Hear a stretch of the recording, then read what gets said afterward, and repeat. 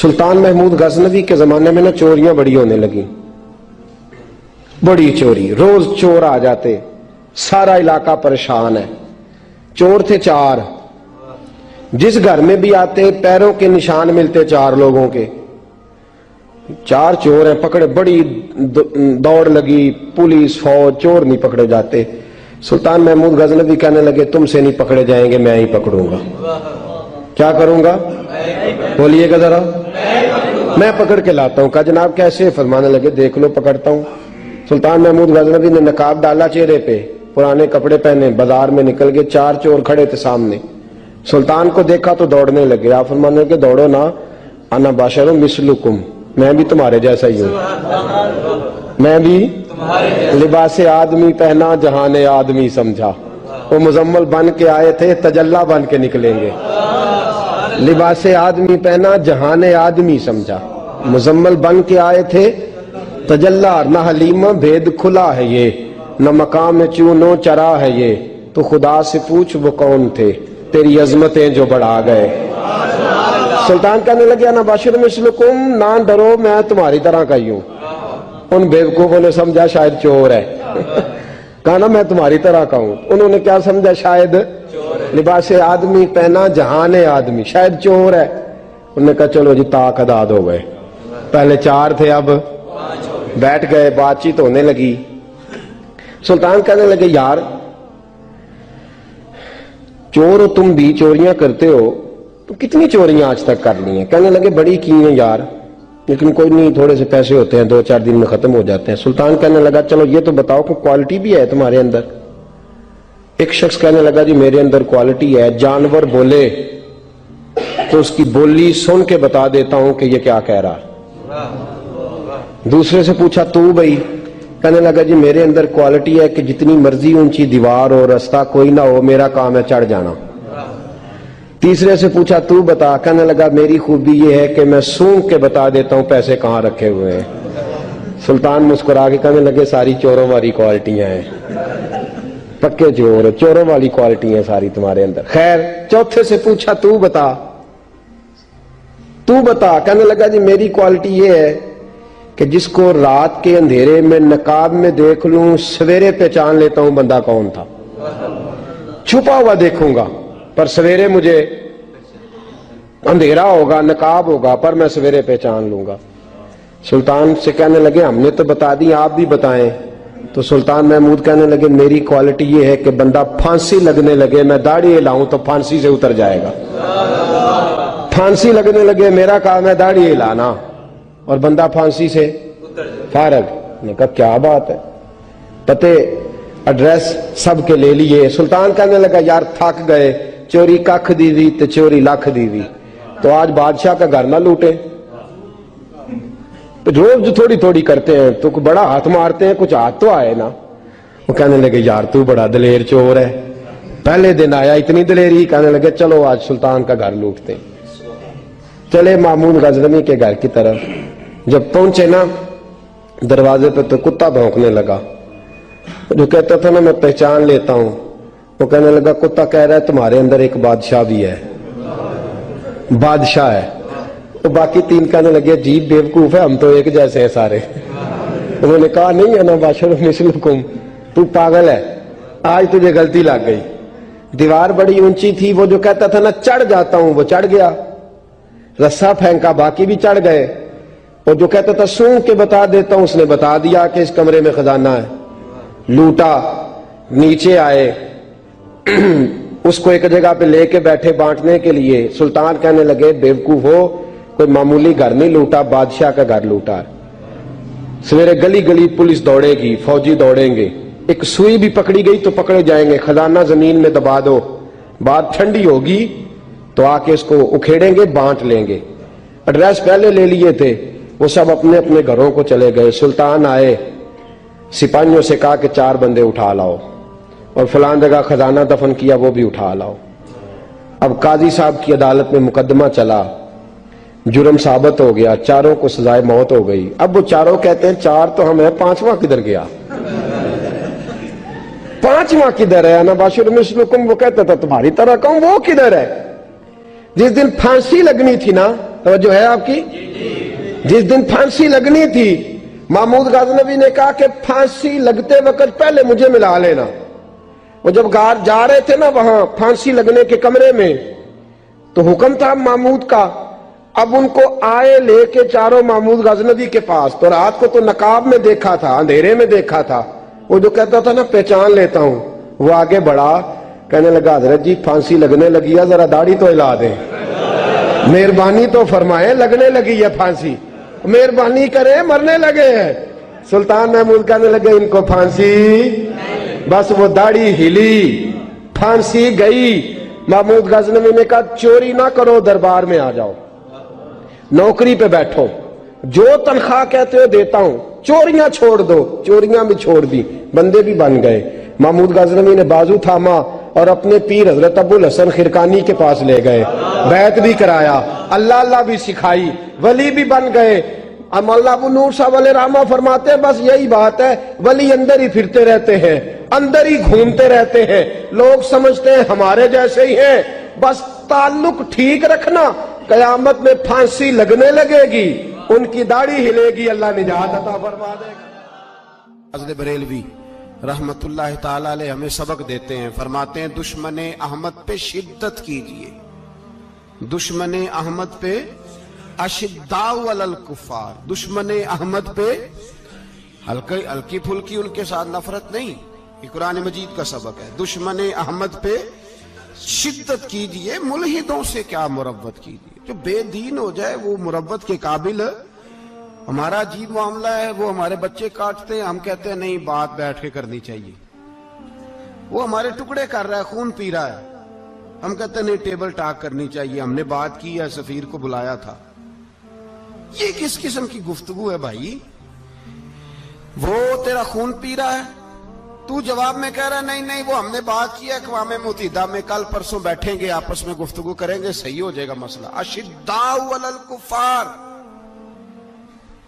اہل ایمان مومن کی پہلی صفت اللہ نے یہ بیان فرمائی کہ وہ کافروں پر وہ سخت ہے.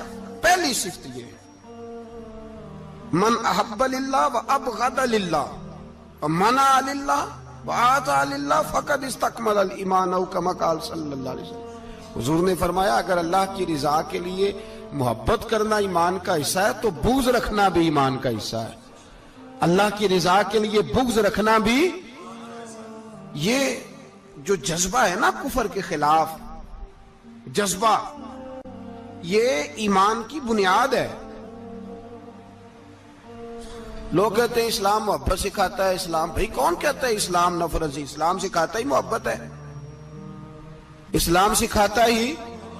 لیکن میرے بھائی یہ تو بتلاؤ نا صاحب کہ وہ جو جڑی بوٹی فصل کے ساتھ اگاتی ہے اس کا رنگ ہرا نہیں ہوتا, وہ چہچہاتی لہلہاتی نہیں, کاٹتے کیوں ہو پکڑ کے اسے, دوائی ڈال کے مارتے کیوں ہو؟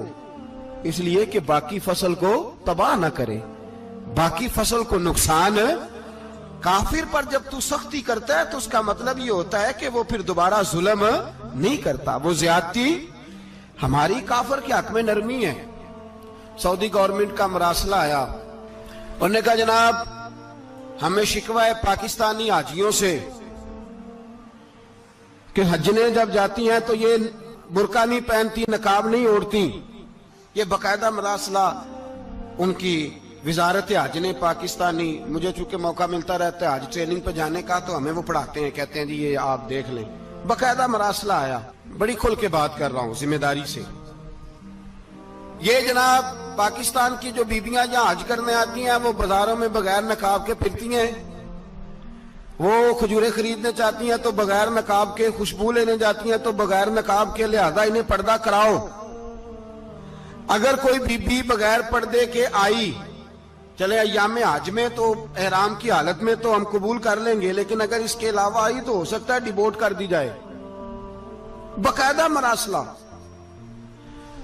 عام غریب ملک کی, پاکستان کی, انڈونیشیا کی, سوڈان کی بی بغیر پردے کے نہیں جا سکتی, پر ٹرمپ کی بی بغیر پردے کے سعودی عرب جا سکتی ہے.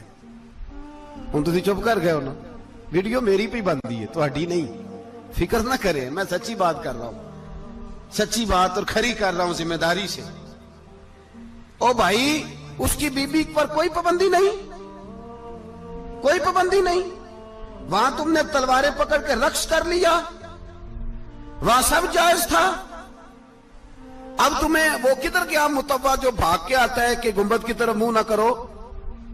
وہ کدھر گئے لوگ جو کہتے ہیں جناب دیکھو جی وہ مقدس پاک لوگ ہیں, خبردار ان کی بات نہ کرنا؟ کلیجہ روتا ہے, دل خون کے آنسو روتا ہے.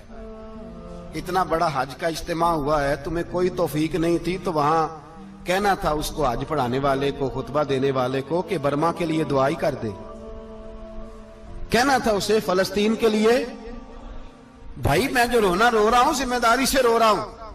خدا را سمجھو, جب تم نے تمہاری اپنی بات آتی ہے تو 34 ملکوں کا اتحاد اکٹھا ہو جاتا ہے, اور جب امت کی بات آئے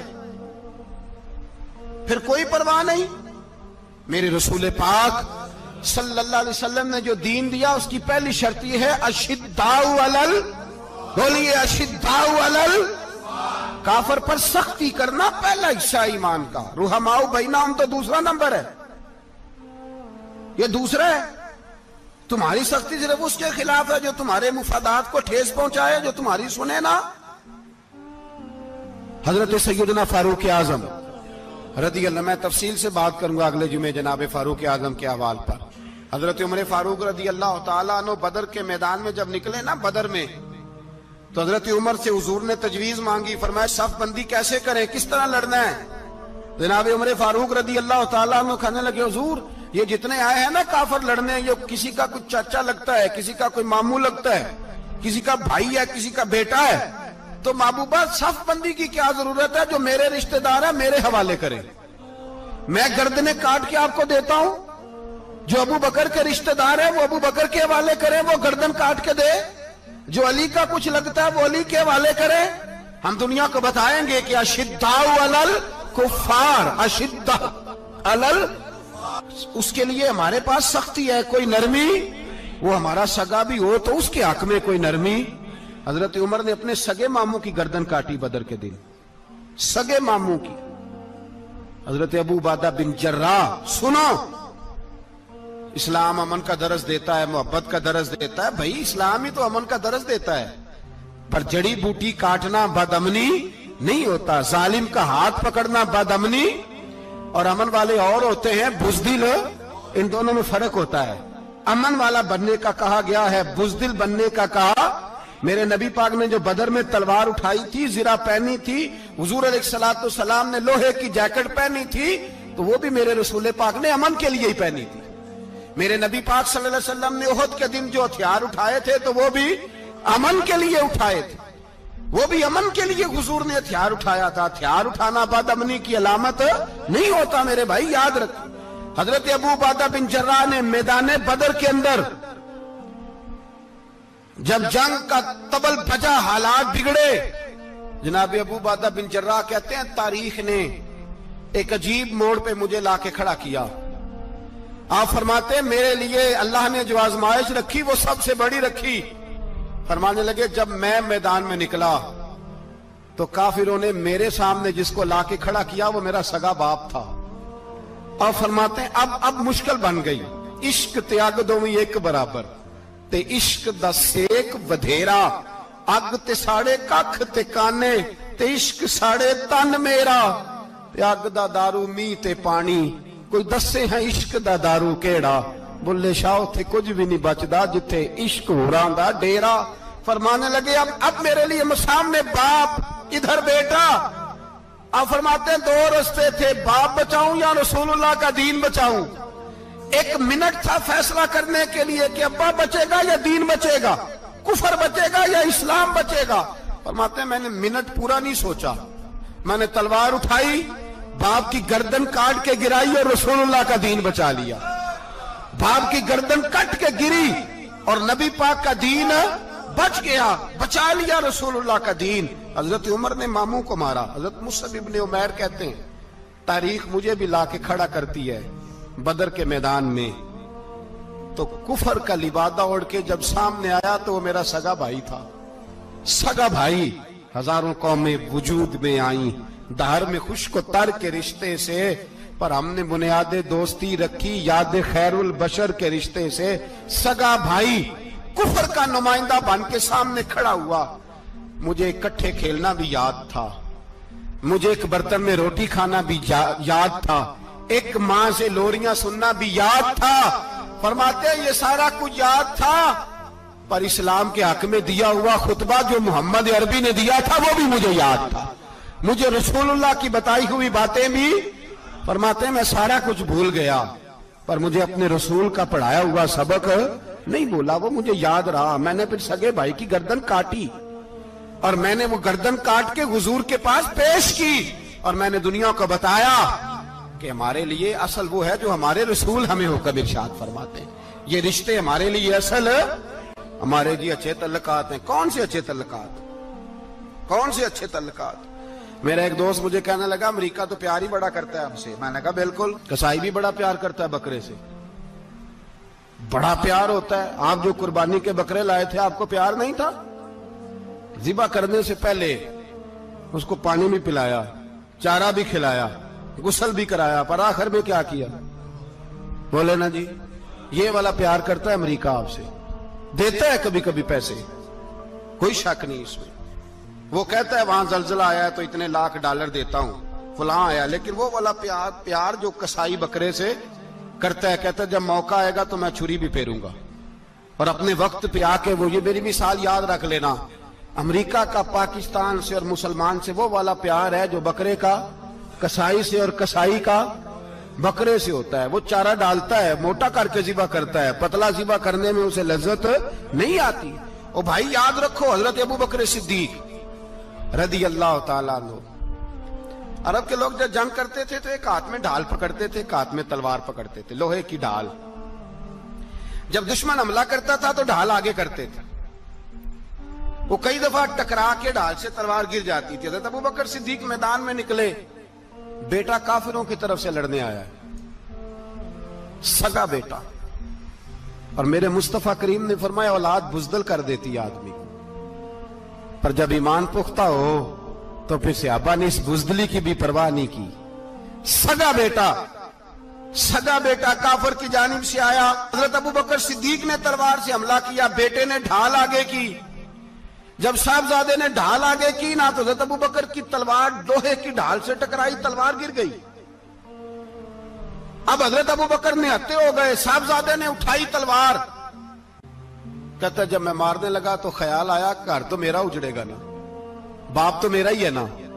साहबजादे कहते हैं मैं अबू बकर सिद्दीक को छोड़ के चला गया, बाद में मुसलमान हो गए, कलमा पढ़ लिया। एक दिन घर में बैठे थे तो बात शुरू हो गई, साहबजादे कहने लगे अब्बा जी वो याद है ना जब मेरी ढाल से आपकी तलवार टकराई थी और तलवार गिर गई थी तो मैंने आपको बाप समझ के छोड़ दिया, मेरा ही घर उजड़ना था बाप समझ के। जनाब सिद्दीक अकबर रज़ी अल्लाह ताला अन्हु साहिब इब्ने शाम ने लिखा है कि अपनी सुरीन पर 2 दफा हाथ मारा, 2 दफा, कहने लगे बेटे तू उस वक्त काफिर था, तूने मुझे छोड़ दिया, मैं जब वापस पलटा था ना उसी दिन उसी लम्हे तो मेरे दिल में ख्याल था कि बेटे ने तो छोड़ दिया है, लेकिन अगर बेटा यूं मेरी तलवार के नीचे आता मैं बेटा समझ के माफ ना करता, कुफर का नुमाइंदा समझ के कत्ल कर देता।